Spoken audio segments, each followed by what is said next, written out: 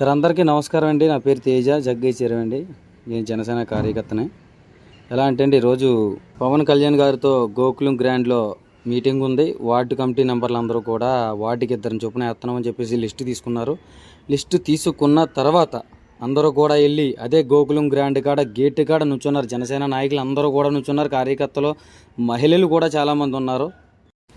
మహిళలందరూ ఉండగా కూడా 2 గంటల సేపు అక్కడ గేటు కాడ వెనక్కి దోసేసి బాడీ గార్డు ఇలా దోసి కార్యకర్తలందరినీ ఎతవలను చేసి పాడేశారు అక్కడ ఉన్న వాళ్ళందరూ కూడా.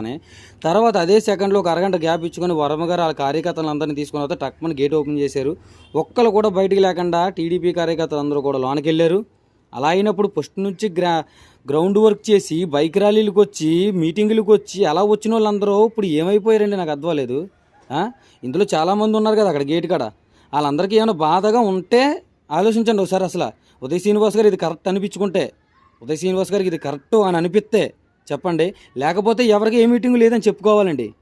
అక్కడ నుంచోబెట్టి గేటు కాడేమో జన సైకిల్ అందరూ అక్కడ నుంచున్నాక టీడీపీ వాళ్ళు లోనకి వెళ్ళాక జన సైకిల్ అందరూ కూడా ఏమైపోయారు. ఎదవల కింద లెక్క అండి. పోలే ఎవరో కూడా నాకు లేదు, నేను ఎదవ కింద లెక్క మామూలుగాని.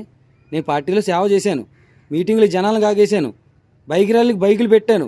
నాకు వస్తుంది మంట, మిగతా వాళ్ళకి మంట వస్తుందో లేదో తెలియదండి నాకు. ఓకేనండి. దీన్ని బట్టి మీరు అందరూ ఆలోచించుకొని నేను మాట్లాడింది కరెక్టో రాంగో అనేది ఒకసారి ఆలోచించుకోండి.